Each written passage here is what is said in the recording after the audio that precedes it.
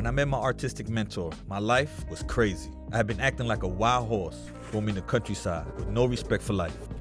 One result was a 675-mile transfer from a federal prison in Kansas to one in Virginia. It was my third prison in 8 years. As I walked with 30 others into the Virginia prison, I could see the anxiety and curiosity in some of their eyes, but I was numb to these feelings. I was raised inside institutions, including foster care, group homes, juvenile detention, Rikers Island, New York State Prison, and in 2007, the federal system. 2 weeks into my stay, I got sent to solitary. When I returned, I had a new cellmate, Memo. Once Memo was sure that I was not a rat, we began to get acquainted. The main thing we had in common was art. He had a 20-year head start in painting and drawing, so I asked to be a student.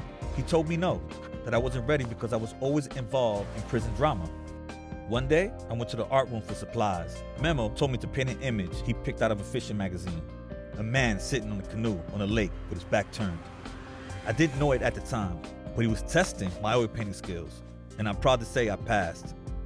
He didn't say much, just, at least you know something. Still, Memo's approval meant everything.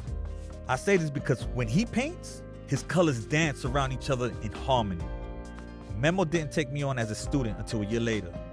I continued to act like a wild horse. After I was involved in a fight, Memo pulled me into his cell. He asked me if I loved art. I said yes. He made me an offer. If you could stay out of trouble and leave that thug life alone, I will teach you how to paint. He explained that painting requires a clear mind.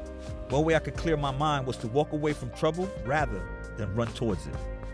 Where I once painted exactly what was in front of me, Memo taught me how to draw from inside with emotion. I began to understand how oil painting mimics parts of life. The same way a single brushstroke can throw an entire painting off, I needed to admit that I had always been a reactionary person. It was Memo who taught me how to pause and think about what I might lose before making another bad brushstroke. And that's how my mentor saved my life through art.